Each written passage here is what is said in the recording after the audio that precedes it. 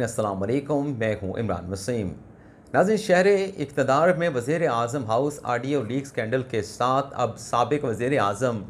Chairman PTI Imran Khan और वज़ीर आज़म आज़ाद कश्मीर सरदार Tanveer alias की मुबैना नाज़ेबा वीडियोज़ का भी चर्चा होने लगा है, तज़किरा होने लगा है। शहर इक़्तिदार में इन मुबैना नाज़ेबा वीडियोज़ को लेके क्या चहमगोइयाँ की जा रही हैं। इन वीडियोज़ में ऐसा क्या है कि अगर ये मंज़र आम पे आती हैं तो क्यों कहा जा रहा है कि तूफ़ान बर्पा हो जाएगा, और क्या वजह है कि ये अब तक ये जो वीडियोज़ हैं वो मंज़र आम पर क्यों नहीं आ सकें। और दूसरी ख़बर में ऑडियो लीक स्कैंडल से मुतल्लिक़ खुफिया इदारों ने जो अब तक तहकीकात की हैं वो कहाँ तक पहुँची हैं, और इस तहकीकात की कड़ियाँ और ताने बाने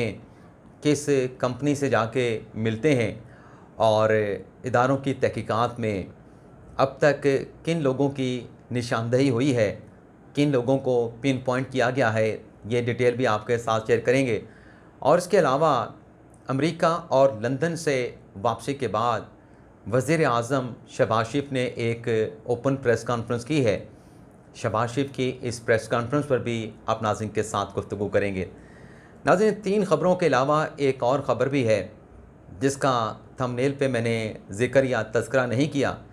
तो इस चौथी ख़बर से प्रोग्राम का बाकायदा आगाज़ करेंगे।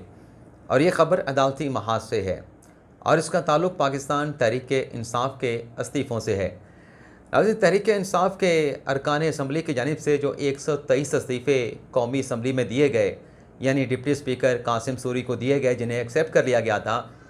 उनमें से PTI के एक रहनुमा शकूर शाद इस्लामाबाद हाई कोर्ट गए थे और उनकी जानिब से कहा गया कि उन्होंने इस्तीफ़ा दिया ही नहीं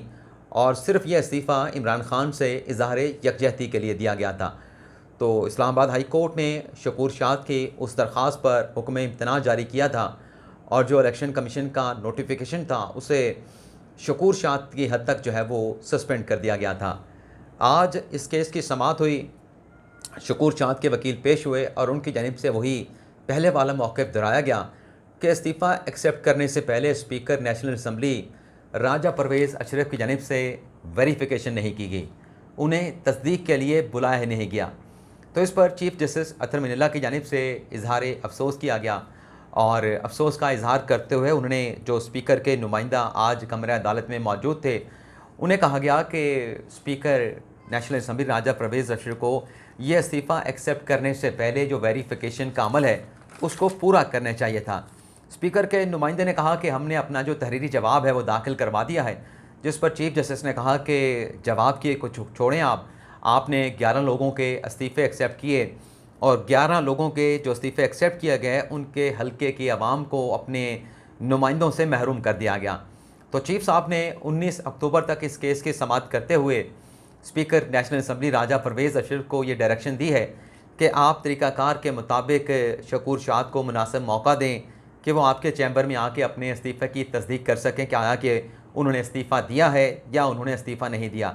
तो ये 19 अक्टूबर तक ये मामला जो है वो आज इस्लामाबाद हाई कोर्ट की जानिब से मुलतवी कर दिया गया है। अब इसमें एक और ख़बर भी है, जमशेद दस्ती साहब से मुतल्लिक़, जो पहले पाकिस्तान पीपल्स पार्टी का हिस्सा थे, फिर पाकिस्तान पीपल्स पार्टी को छोड़ के उन्होंने अपने आबाई हल्के मुज़फ़्फ़रगढ़ में आज़ाद हैसियत में इलेक्शन लड़ा। और अब पिछले दिनों ये चहमगोइयाँ हो रही थी, ये ख़बरें सामने आ रही थी कि ग़ालिबन अपना जमशेद दस्ती साहब तो चाहते हैं कि उन्हें पाकिस्तान तहरीक-ए-इंसाफ़ में शामिल कर लिया जाए, लेकिन कोई हतमी तौर पे कोई ब्रेक थ्रू सामने नहीं आया कि जमशेद दस्ती जो हैं PTI में शामिल हुए हैं या फिर मामला उसी तरह से लटका हुआ है। लेकिन बहरहाल कल रावलपिंडी पुलिस ने जमशेद दस्ती को रावलपिंडी के एक निजी होटल से गिरफ़्तार किया था। आज अदालत में जमशेद दस्ती को पेश किया गया और उन पे मुकदमा यह है कि उन्होंने 38 लाख का ट्रकों की एसोसिएशन के साथ जो है फ्रॉड किया है। तो उस सिलसिले में उनकी गिरफ़्तारी अमल में लाई गई थी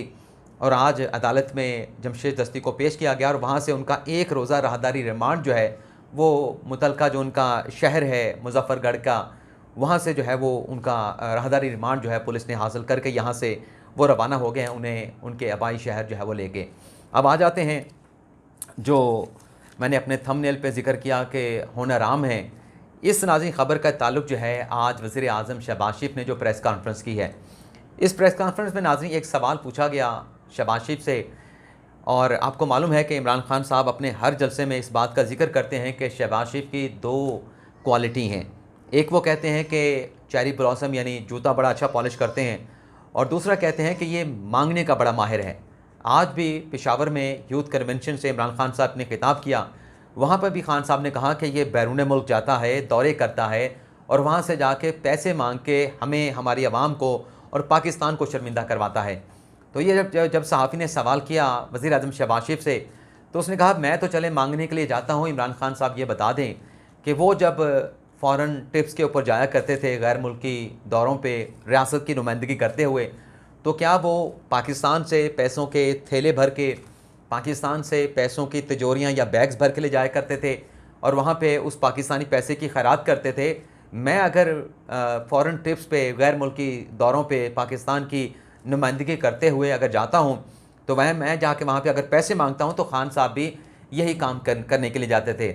तो आपको याद होगा कि हम अपने मुख्तलिफ प्रोग्राम में इसी बात का बार बार तज़किरा करते रहे कि खान साहब ये जो बात करते हैं कि शहबाज शरीफ इस तरीके से मांगता है, वहाँ मांगने जाता है, सऊदी अरब में जाता है, यूएई में जाता है, चीन में जाता है, तो हमने कहा था कि खान साहब भी ये सब कुछ करते रहें। खान साहब अगर ख़ुद उन्होंने माजी में ऐसा ना किया हो तो फिर उन्हें ये बात जो है वो ज़रूर करनी चाहिए, लेकिन जब खान साहब भी खुद ये सब कुछ करते रहे तो मेरे ख्याल से फिर खान साहब को ये बात करना जो है वो उनके लिए इसकी कोई जस्टिफिकेशन नहीं है। अब आ जाते हैं जो ऑडियो लीक्स का मामला है, उसकी डिटेल भी आपके साथ जल्दी शेयर कर लें, क्योंकि मुझे पता है कि आप नाज़रीन को तजस्सुस जो है वो हो रहा होगा।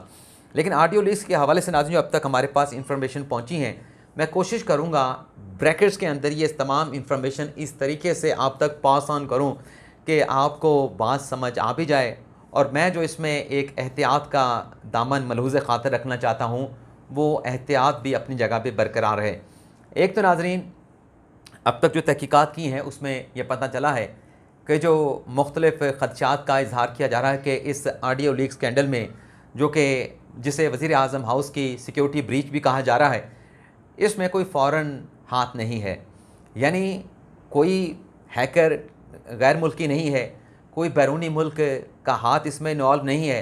और इसमें जो भी कार्रवाई डाली गई है वो पाकिस्तान से डाली गई है, पाकिस्तान के चंद किरदारों की जानिब से डाली गई है।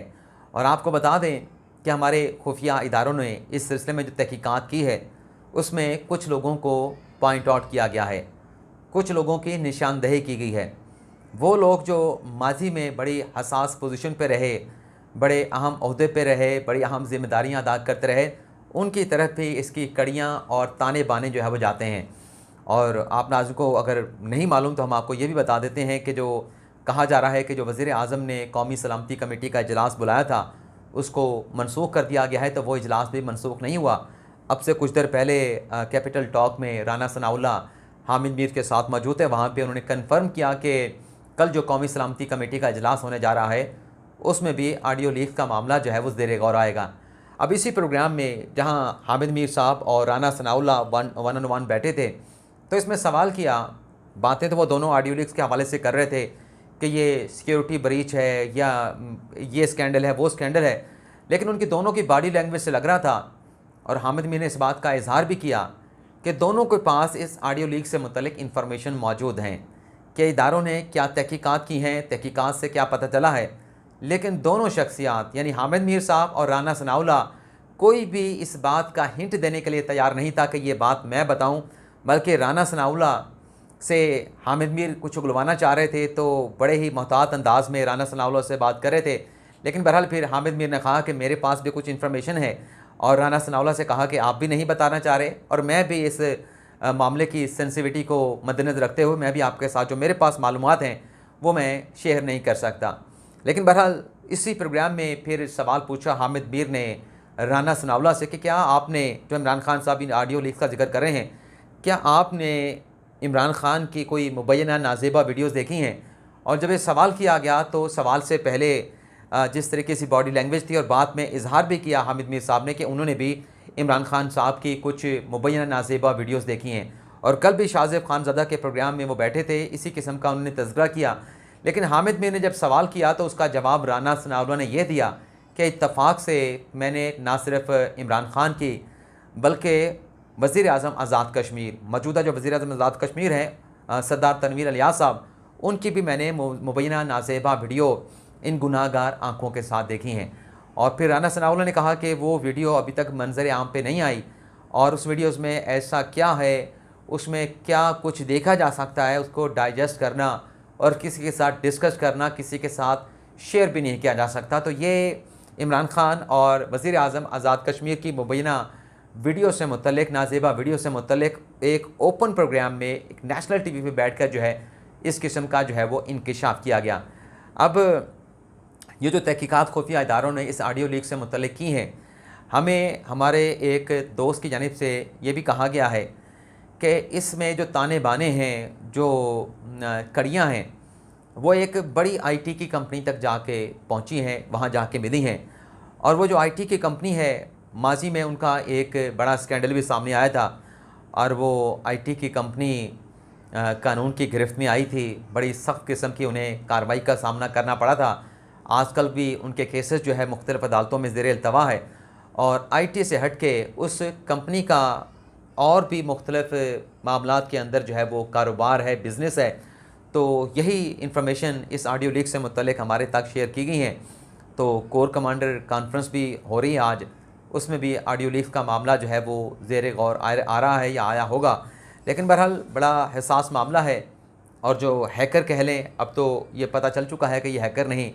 और पीटीआई के कुछ रहनुमाओं की तरफ से भी इशारे दिए गए हैं कि फ्राइडे के रोज़ जो है कुछ और ऑडियो वीडियोज़ आने वाली हैं और जुमे के दिन मौजूदा हुकूमत के लिए एक और भारी दिन साबित होगा। लेकिन हामिद मीर साहब जब ऑडियो वीडियो लीक स्कैंडल के ऊपर बात कर रहे थे तो वो हिंट दे गए, और वो हिंट ये था कि साबिक़ वज़ीर आज़म इमरान खान साहब को इस ऑडियो लीक्स और वीडियो लीक्स के मामले के ऊपर एहतियात करनी चाहिए, और अगर वो एहतियात नहीं करेंगे तो मामला दूसरी करवट भी बैठ सकता है। तो मुझे जो उससे अंदाज़ा हुआ, ऐसे तो मेरे पास अपनी इंफॉर्मेशन भी है, उससे ये अंदाज़ा हुआ कि जो हमारे तक इंफॉर्मेशन पहुंची है उससे मिलती जुलती इंफॉर्मेशन जो है वो हामिद मीर के साहब के पास भी थी कि ये जो पीटीआई के लोग इस तरह की बातें कर रहे हैं कि फ़लाँ वीडियोज़ आ रही है, फ़लाँ ऑडियो आ रही है, उसमें ये बात करते हुए सुना जा सकता है, ये बात की जा रही है। तो मामला बड़ा ही हसास है।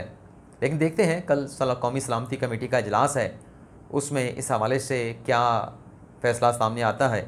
लेकिन फ़िलहाल आपसे इजाज़त चाहेंगे। अल्लाह ताला हम सब का हामी नासिर हो। अपनी ढेर सारी दुआओं में याद रखिएगा। अल्लाह हाफ़िज़।